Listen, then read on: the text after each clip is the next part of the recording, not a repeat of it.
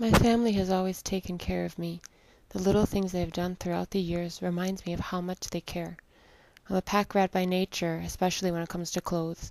I have a few pieces given to me by them over the years that I just can't seem to get rid of, and some I know I never will. I've always had a weakness for ethnic prints.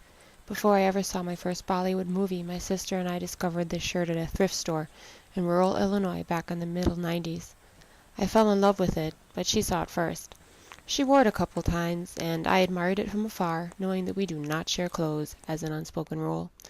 I think the combination of her just not feeling comfortable in the shirt and knowing how much better it would look on me finally made her give it to me, and it's the only piece of clothing I own. In the late 90s, I was living in Mexico on my own. I missed my sister a lot since she had moved back to the U.S. We always used to go shopping together, and I was lost without her. She came down to Mexico for a visit and for the wedding of my then roommate. To my surprise, she brought this shirt from Ann Taylor, an old people's store at the time.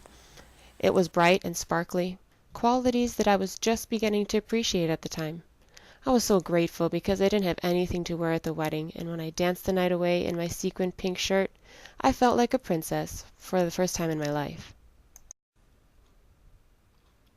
By 2003, we had moved to China and were living lives of penniless university expats.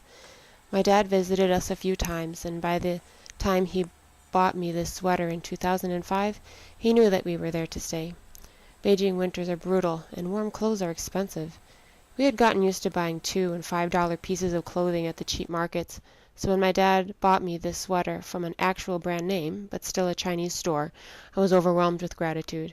It's green, which is my favorite color, and wool. The combination instantly made it my favorite sweater, and it still is today. My sister and I had separated paths by 2007, and she was having a fun time in another city, going to school, making friends, and partying with her roommate. I visited her often, but it wasn't enough. She found a great way to keep me in the loop when she showed up to visit me in Beijing with my own Mexico World Cup soccer jersey and matching shorts. My name and number were printed on the back. She and her roommate had their own made too. This is definitely one of the best gifts I have ever been given.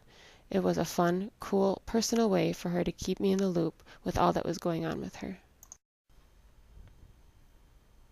My most recent acquisition is also the oldest one. My grandmother passed away last year at the age of 93. The 1-year process of cleaning out her house and splitting up her belongings gives me some idea of where I get my pack rat mentality from. She saved everything, and everything she saved she hoped to give to her family in some way. This ancient scarf also reminds me of where I might get my taste for bright colors from, too. I chose it from her things. I think she would have wanted me to have it, knowing that it would keep me warm.